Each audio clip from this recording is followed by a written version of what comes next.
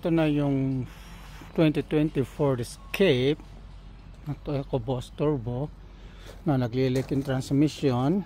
Isa na nating tignan kung saan nagmumula, pero may din na kung saan sa bandang taas ng accumulator.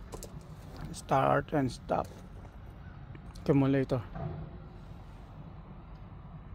Okay, tinanggal na natin yung air duct, yung battery play cover. Ito yung sting ko naglilik.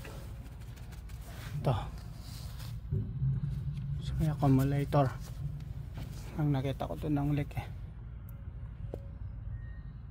Yan, natanggal na natin yung mga bolt, yung accumulator solenoid. Naangat ko na, ayun.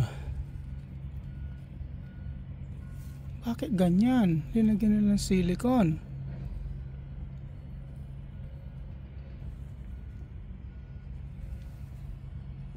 Yan ang sira. Okay, palitan na natin ng bago siguro to. So, yung update sa Ford Escape. Ito yung parts nya. Ito yung motor prop na transmission fluid nya. Ito yung parts. Ito yung lumang parts, luma, tsaka ito yung bago. Yan, tignan nyo.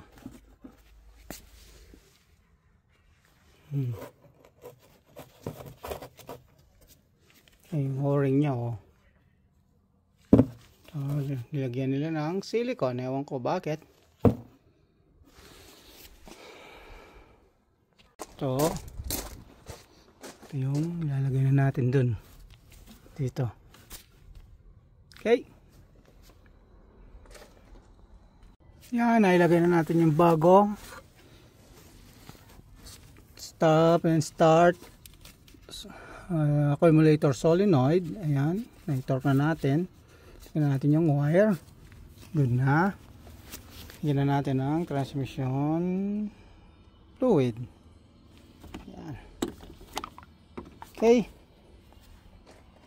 yan, naibalik na natin lahat. Ay, sensor na lang pala.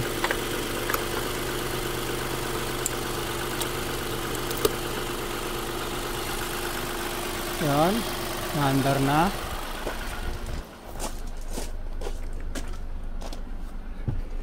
Okay naman.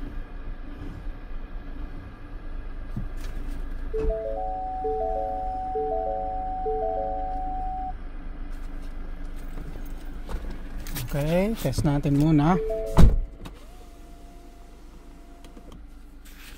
Yan. Drive. Neutral. Reverse. Arc. Okay. Tignan mo natin kung wala nang leak. Yan, tignan natin kung dati nakaraan tumutulo.